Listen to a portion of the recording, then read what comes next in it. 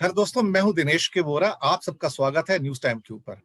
जैसा कि आप जानते हैं कि इस चैनल के ऊपर हम ज्वलंत मुद्दों को उठाते हैं और भारत से विभिन्न डोमेन्स के विद्वानों को आमंत्रित करते हैं।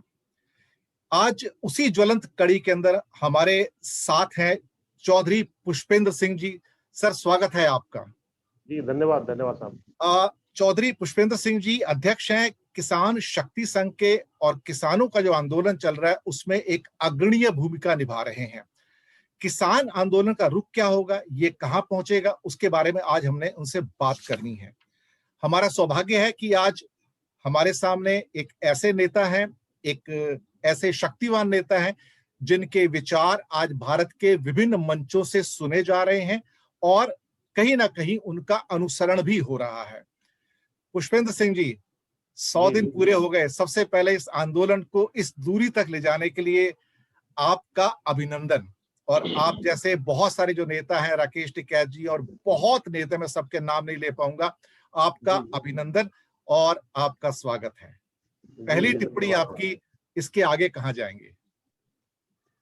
देखिए वोरा साहब, ये आंदोलन दो मुख्य मांगों को लेकर के हमारा है जी। पहली बात तो ये है कि ये जो नए किस्म के फार्म लॉज, जिसको फार्म सेक्टर में डीरेगुलेशन वाली बात कही जा रही है जी, उसके विरोध में जो है किसान हैं, उनका कहना ये है किसानों का कि भाई ये हमारे पक्ष में नहीं है, इससे हमें बहुत भारी नुकसान होगा। और दूसरा मुद्दा ये है कि मिनिमम सपोर्ट प्राइस जो है एक ऐसा फ्लोर प्राइस है जो हमें कम से कम किसानों को मिलना चाहिए जी, इसको एक लीगल गारंटी के रूप में दे दिया जाए। और जो ये नए कानून लाए जा रहे हैं तीन, इनको बदलाव करने के लिए या इनको निरस्त करते हुए फिर कमेटी बना दी जाए और आगे इसमें किसानों की सहमति लेकर के और फिर इसमें कार्रवाई आगे करे सरकार, तो उचित होगा। ये दो बेसिक मांगों को लेकर के ये हमारा आंदोलन हो रहा है। और लगभग 2.5 लाख के आसपास किसान 3-4 दिल्ली के बॉर्डरों पे बैठे हुए हैं। 100 दिन से ज्यादा का समय हो गया है और बड़ा अफसोस ये है कि 250 से ज्यादा किसान भाइयों की इसमें शहादत भी हो चुकी है जी। लेकिन सरकार निष्ठुर सरकार है, असंवेदनशील सरकार है। सरकार इतने बड़े वर्ग की बात को सुनने का काम नहीं कर रही है। ये हमारे लिए बड़े असंतोष की और बड़ा ही जो है, लोकतंत्र में ऐसा नहीं होना चाहिए। और इतने बड़े वर्ग को शांतिपूर्ण तरीके से यदि वो बैठा हुआ है तो उसकी आप बात ना सुने, जबकि इन्हीं के वोटों के बलबूते पे आप दिल्ली में बैठे हैं, आपने हमारे सामने कील ठोक दी, तो इससे बड़ा आहत है किसान आज का जी। ये बात आपकी मैं इनका बहुत स्वागत करता हूं और बहुत ये बात उचित भी है कि सरकार पूरी तरह से इनसेंसिटिव हो गई है, असंवेदनशील हो गई है।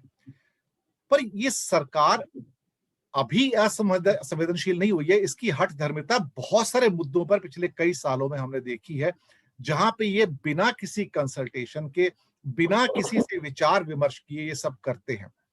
100 दिन पूरे हो गए, किसान तो अब अपनी बात के ऊपर अडिग है, ये तो मैंने देख लिया, क्योंकि मैं भी मूलतः पश्चिम उत्तर प्रदेश से ही आता हूं और वही किसानों के इलाके से ही मैंने भी अपनी सारी आज से 40-45 साल पहले पढ़ाई भी की है।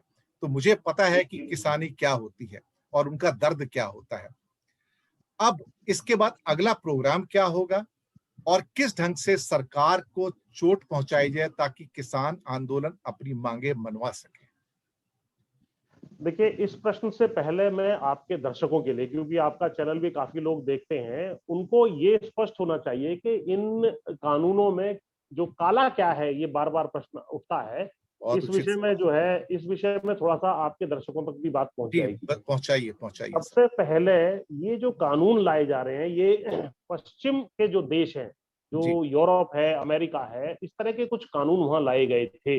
उनका क्या दुष्परिणाम हुआ, उससे हम सीख सकते हैं जी। आज यदि आप आज ही का टाइम्स ऑफ इंडिया आप उठा के देखें जी, तो यहाँ पर दिल्ली वाले एडिशन में लास्ट पेज पर हाफ पेज की स्टोरी छपी है जो एक लॉस एंजलिस बेस्ड आईआईटीएन है, उन्होंने, और एक्स नासा के साइंटिस्ट हैं और एक अवार्ड विन फिल्म मेकर है जी। इन्होंने 10,000 किलोमीटर की अमेरिका में रूरल एरियाज में यात्रा की और पता किया कि किसानों की क्या स्थिति है। तो ये अगर आपके दर्शक देख सकें तो ये इस तरह का ये छपाया। इसके कंक्लूजन में मैं आपको बताऊंगा इसको कि मैंने पूरी स्टडी की, तो इसमें 5-6 पॉइंट्स, वैसे तो बहुत इंटरेस्टिंग है ये, अगर आप इसको आज वाले अखबार को पढ़ना चाहें तो स्वयं भी पढ़ सकते हैं जी। ये रोनाल्ड रीगन साहब जो 1981 में यूएस प्रेसिडेंट थे, उन्होंने इसी तरीके से मार्केट की ओपनिंग करने का काम एग्रीकल्चर सेक्टर में किया था। उनका कहना यह था कि बड़ी बड़ी कंपनियां आनी चाहिए, वो भारी निवेश करेंगी और उससे बहुत लाभ किसानों का भी होगा, इनकम बढ़ेंगी और कंज्यूमर का भी होगा। लेकिन इसका बड़ा भारी दुष्परिणाम ये रहा कि फरवरी 2020 में जो मीडियन यूएस फार्म इनकम है वो -$1400 है। ये इस अखबार में दिया है, माइनस मीडियन इनकम। 1950 में वो बताते हैं कि जो कंज्यूमर पैसा 100 रुपए देता था किसी चीज के, फूड प्राइस के, किसी भी प्रोडक्ट के, उसमें से आधा लगभग जो है किसान के पास पहुंचता था। आज मात्र 15% यानी कि 100 रुपए में से 15 रुपए या $100 में से वहां की बात करें तो $15 ही किसान तक पहुंच रहे हैं जी। और किसानों का आत्महत्या का रेट 4-5 गुना है बाकी राष्ट्रीय एवरेज से। इसी तरह पशुधन हो, पोल्ट्री हो, बीफ हो, पिग हो, क्योंकि वहां पे मांस आदि का मार्केट ज्यादा है, वो किसान केवल बड़ी कॉर्पोरेट कंपनियों के लिए कॉन्ट्रैक्ट पर इनको पैदा करके और बड़ा करके दे देते हैं। लेकिन उनकी खुद की स्थिति यह है कि 75% पोल्ट्री फार्मर्स गरीबी रेखा से नीचे हैं। इस अखबार में आज किसी आर्टिकल में लिखा है, गंभीर स्थिति है। हाँ, और 4 बड़ी कंपनियां, उन्होंने 75 2/3 सीड मार्केट, जो सीड्स क्योंकि बिना सीड के तो पौधा उगेगा नहीं, पर कब्जा कर लिया है जी। और chemical fertiliser, grain trading, dairy production, meat supply के 80% हिस्से पे 4 कंपनियां 5 कंपनियों का वो है कब्जा, और फार्म मशीन्स पर तो 100% है। और इसी तरह जो सब्सिडी देती है वहां की सरकार किसानों के नाम पे या किसानों को, उसमें से $50 बिलियन के आसपास की सब्सिडी जो देती है, उसमें से 70% यही बड़ी कंपनियां खा जाती है। ये एक्सपीरियंस तो अमेरिका का हुआ जी। इसी तरह एक स्टडी अभी पिछले दिनों लंदन स्कूल ऑफ इकोनॉमिक्स की आई थी, जो स्वाति धिंगरा एक एसोसिएट प्रोफेसर है लंदन स्कूल ऑफ इकोनॉमिक्स में, उनका एक आर्टिकल 15 जनवरी 2021 को हिंदुस्तान टाइम्स पे छपा था। उन्होंने ये बताया कि भाई इसी तरह के जब फार्म लॉज आए थे, कीनिया का उन्होंने स्टडी दिया है, तो उसमें 10 साल का आंकड़ा उठा करके लंदन स्कूल ऑफ इकोनॉमिक्स ने उसको स्टडी किया।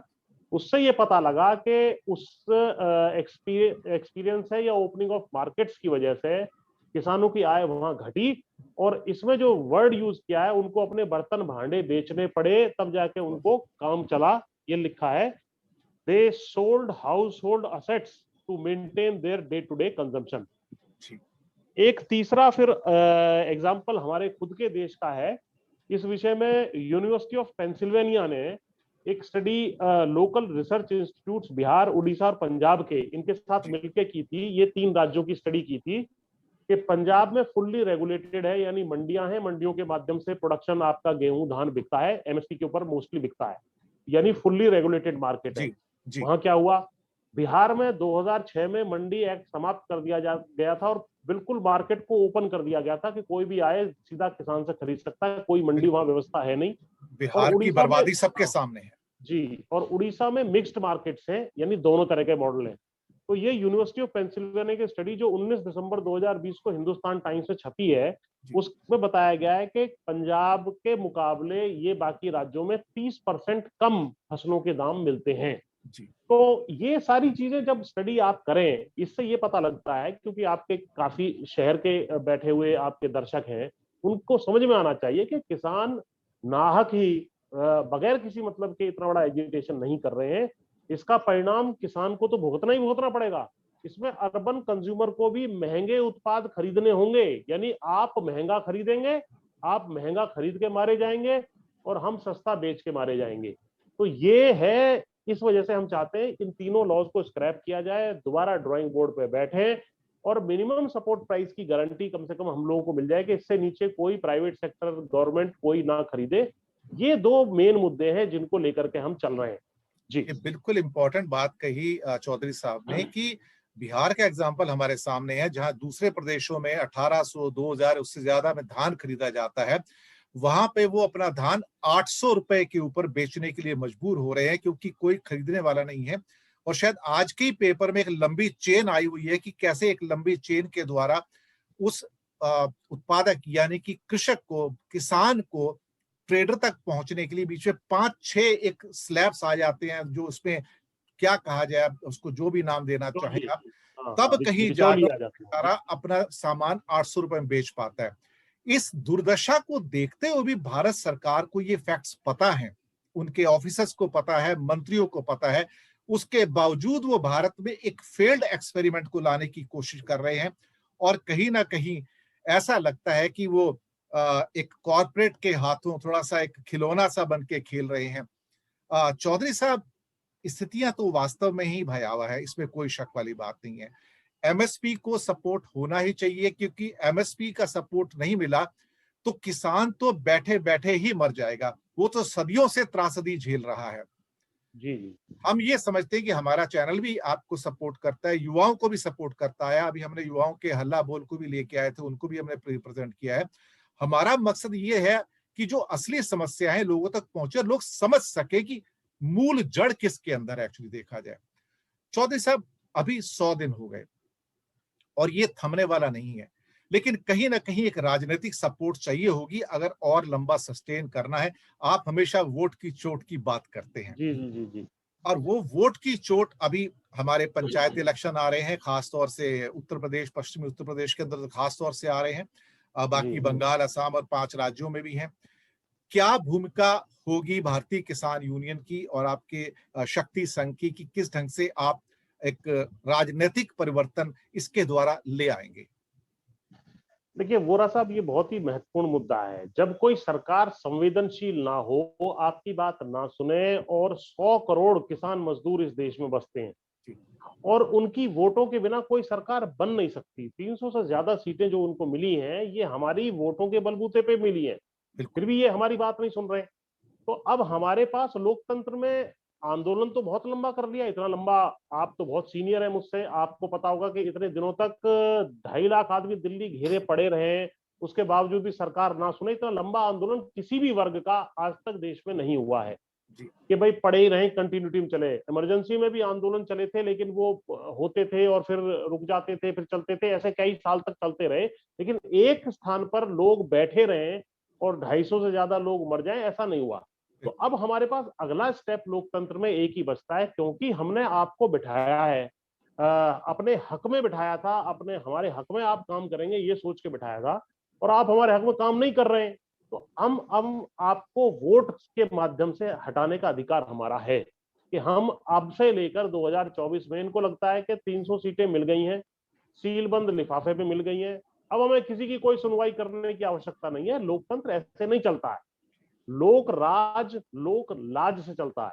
यदि एक व्यक्ति भी आपके दरवाजे पर मर जाए तो लोगों ने इस्तीफे दे दिए हैं, लेकिन यहाँ 250 लोगों के शहादत होने के बावजूद शहादत भी हो गई है, बिल्कुल। हाँ, एक आहा भी इन्होंने, एक ट्वीट भी इन्होंने किसानों के पक्ष में नहीं किया। तो इससे पता लग रहा है कि असंवेदनशील सरकार है, इसलिए इसको वोट की भाषा समझ में आती है। ये समझते हैं चुनाव, वोट बढ़ाओ, सीट बढ़ाओ और गद्दी पे कब्जा करो। तो हमने इस भाषा को समझ लिया है कि ये इसी भाषा को समझेंगे, तो हमने इसको उल्टा कर दिया है। चुनाव जैसे आएंगे, इनकी वोट घटाओ, इनकी सीट घटाओ और इनसे गद्दी छीनो। जैसे ही गद्दी छीनने की बात अब 15-20 दिन से हमने करनी शुरू की है, तो इनमें खलबली मची हुई है, ये बौखला गए हैं और इनको समझ में नहीं आ रहा क्या करना है। तो जैसा कि इस देश में है ही, हर साल 4-5 राज्यों के चुनाव आते हैं, तो अब हमने कमर कस ली है इनके खिलाफ कि इनको वोट की चोट दी जाएगी। इसके पीछे भी हमारा गणित भी है। 2019 का यदि चुनाव आप देखेंगे तो उसमें 90 करोड़ पूरे देश में टोटल वोट थी, जी, उसमें से 60 करोड़ वोट पोलिंग हुआ, जी। और उसमें से लगभग 22,90,000, 23 करोड़ वोट के आसपास बीजेपी को मिले हैं, जो 37% है, 37%। 22 करोड़ के हाँ, आसपास। तो अगर अगर हम इस 7%, 8%, 10% वोट को घटा देते हैं, जी, तो इनकी 150 सीटें घट जाती हैं। जी, तो हमने ये बात समझ ली है। तो भारी रोष है किसानों में, मजदूरों में, और वर्ग भी असंतुष्ट है। युवाओं को रोजगार नहीं मिल पाया है और व्यापारी जीएसटी के चंगुल में फंसा दिए गए हैं। जो पैरामिलिट्री फोर्सेज हैं और अन्य फोर्सेज हैं, अन्य गवर्नमेंट विभाग हैं, वो भी बहुत तंग हैं। जैसे आप आईआरएस हैं, तो आप लोगों का की भी जो पेंशन होती थी वो 2004 के बाद वो भर्ती में वो काट दी गई है, आपकी पेंशन स्कीम दूसरी कर दी गई है। इवन तो डीए भी उससे बंद कर दिया गया तो। इवन अब आजकल डीए भी फ्रीज कर दिया गया। जी तो जी। इससे भारी रोष जो है पनप रहा है। तो इस वजह से हमने इन सारे सेक्शंस को जोड़ते हुए अब हम धीरे धीरे, अब जैसे पेट्रोल है, डीजल है, कहाँ $120 पे आता था, $60 में बेचते थे, तो ये लोग बड़ा भारी विरोध करते थे। आज वास्तविक जीडीपी जो होती है वो तो नीचे जा रही है, लेकिन दूसरी जीडीपी जिसको हम गैस डीजल पेट्रोल कहते हैं वो जबरदस्त उछाल उसके बिल्कुल अंदर आ रहा है। बिल्कुल बिल्कुल। तो ये सारी चीजें रोष का कारण बन रही हैं। इस सबको चैनलाइज करके वोट के माध्यम से हम परिवर्तन करने की कोशिश करेंगे। अब से लेके 20-25 चुनाव 2024 तक आएंगे, इनमें इनको हराने का काम करने जा रहे हैं किसान मजदूर। उसके बाद भी इनकी आंख नहीं खुलती है तो 2024 में इनको जाना होगा। जैसा ये कहते हैं कि हम तो झोला उठा के चल देंगे, तो इनका झोला उठा करके जाने का समय धीरे धीरे आता जा रहा है। जी। मुझे याद है 1975 और 77 की जब इमरजेंसी थी तो हम लोग युवा थे, कॉलेज में पढ़ते थे, ग्रेजुएशन कर रहे थे, सिंभावली से मैं कर रहा था, मैं आपको याद जी रहूं, जी किसान जी डिग्री जी कॉलेज से मैंने किया जी था। और उस जयप्रकाश नारायण जी का उनकी अगुवाई के अंदर ये सारा आक्रोश फैला था, तो उसके अंदर इंदिरा गांधी भी समझ नहीं पाई थी कि ये क्या हो रहा है ग्राउंड पे। तब उसमें युवा भी थे, मध्यम वर्ग भी था, किसान थे, मजदूर थे, और उन्होंने इतना बड़ा वोट जो आके दिया 77 में। तब चौधरी साहब हमारे, चरण सिंह जी पीछे, आपके पीछे जी फोटो भी लगा हुआ उनका, तो जी चौधरी जी साहब भी थे, सब लोग थे, एक साथ हुए थे। और ऐसा धक्का दिया था उस टाइम इस जनता ने वोट के द्वारा कि इंदिरा गांधी भी हार गई थी अपनी जी कॉन्स्टिट्यूएंसी से। जी बिल्कुल। मैं हमारी कल्पना ये है कि हम वो 1975 और 77 का जो लोगों में एक गुस्सा, एक आक्रोश, वो दोबारा से पैदा हो। उसके बीज तो स्फुटित हो रहे हैं, लेकिन वो अभी तक वहां नहीं पहुंच पा रहा है जहां पे उसकी परिणति सरकारों को बदलने में हो जाए। ये उसका थोड़ा एक तीव्रता और चाहिए चौधरी साहब उसके लिए। कहीं ना कहीं मध्यम वर्ग कटा हुआ है अभी भी, वो शायद ऐसा लगता है कि जैसे वो भी असंवेदनशील हो गया है थोड़ा बहुत, कुछ लोगों को छोड़ के। किसान और क्रांति तो हमेशा किसान और मजदूर करते हैं, ये इतिहास बताता है पूरी दुनिया के अंदर। अभी फिर से किसान आगे आए हैं। जी जी मैं जी चाहूंगा वो 75 से 77 का जो आक्रोश है फिर से पैदा हो, और फिर से जब लोग वोट देने जाएं तो कहीं ना कहीं वो परिवर्तन आए।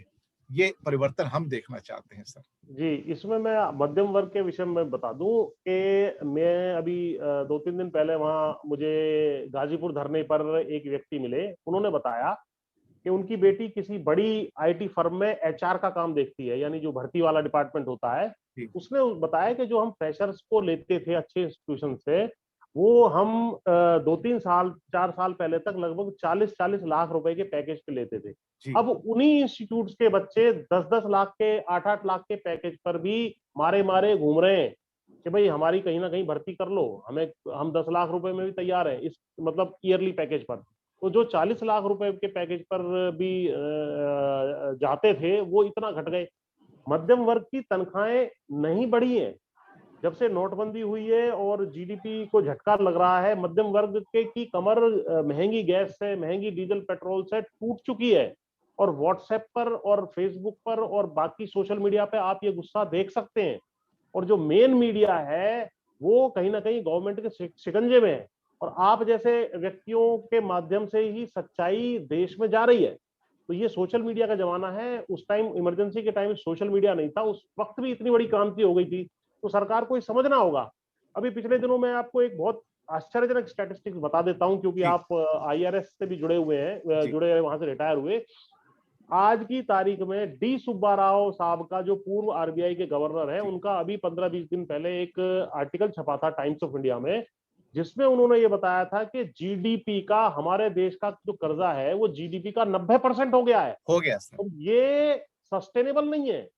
और 40% जो हमारा टोटल बजट है उसका 40% हिस्सा हमारा ब्याज में ही चला जाता है। उससे भी तो ज्यादा जब हो गया, जी 42% हो गया, हाँ, 42%। अभी उन्होंने जो फिगर बताई 40% की, तो बोला भाई इस स्थिति में आपके कैपिटल एक्सपेंसेस, यानी कि जो आप प्रोग्रेस के लिए इस्तेमाल करते जी, हैं, डे टू डे इंफ्रास्ट्रक्चर के लिए। इंफ्रास्ट्रक्चर के लिए या अन्य चीजें बनाने में, जो बाद में काम आते हैं इकोनॉमी बढ़ाने के लिए, उसके लिए आपके पास पैसा नहीं है। पैसे है ही नहीं और सर।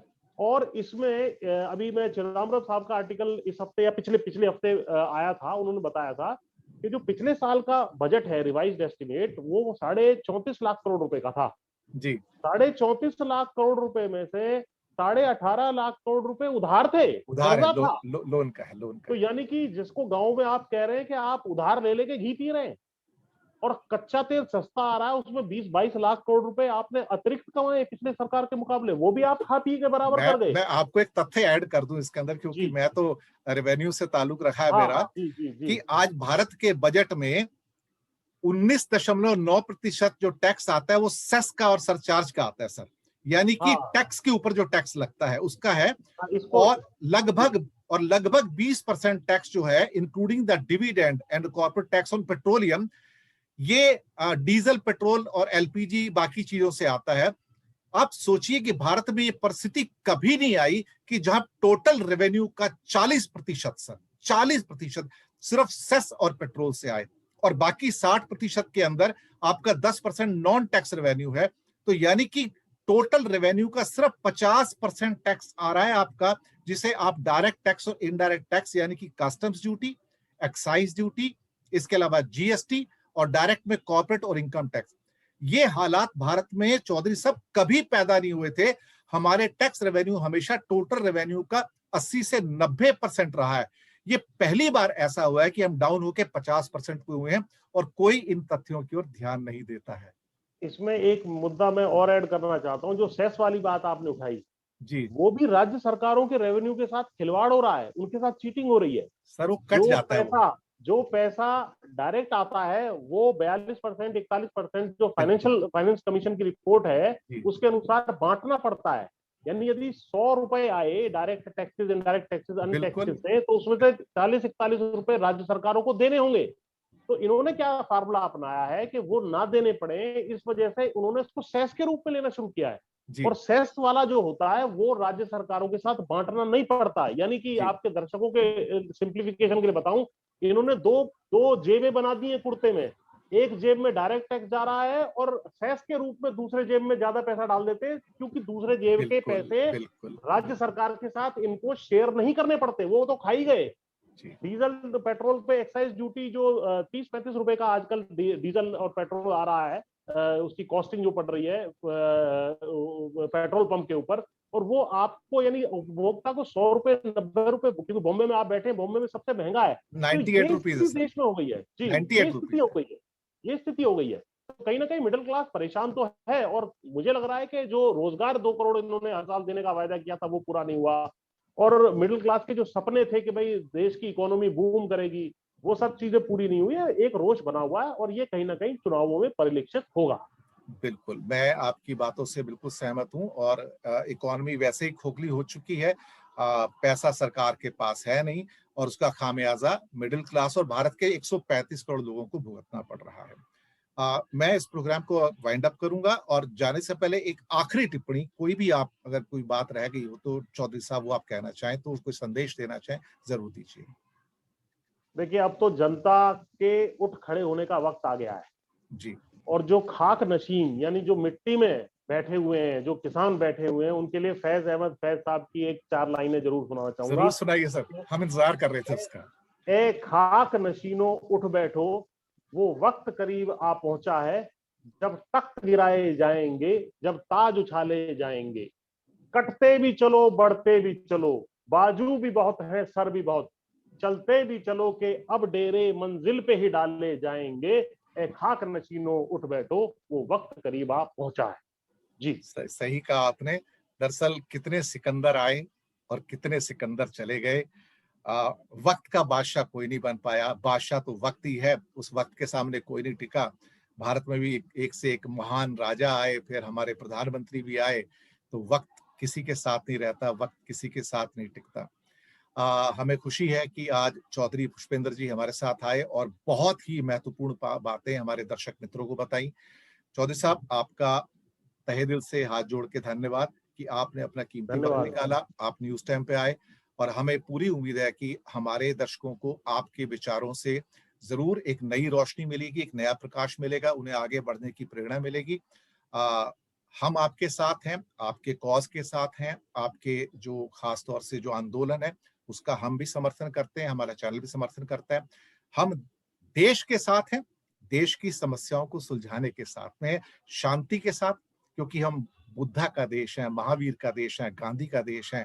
हम शांति के साथ, अहिंसा के पुजारी होने के नाते हम उसको शांति के साथ सुलझा लेंगे, मिल बैठ के सुलझा लेंगे, और कहीं ना कहीं अगर आंदोलन भी है तो वो भी शांति के साथ आगे बढ़ाकर हम अपनी देश की समस्याओं को सुलझा लेंगे। इन्हीं शब्दों के साथ मैं लेता हूं चौधरी साहब से विदा, और उनका शुक्रिया अदा करते हुए दर्शक मित्रों, हम जल्दी आपसे एक नए ज्वलंत मुद्दे के साथ मिलेंगे, बहुत बहुत आभार। और कहीं ना कहीं एक नए विद्वान होंगे हमारे साथ में। इंतजार कीजिए अगले मुद्दे का, अगले मेहमान का। बहुत बहुत धन्यवाद।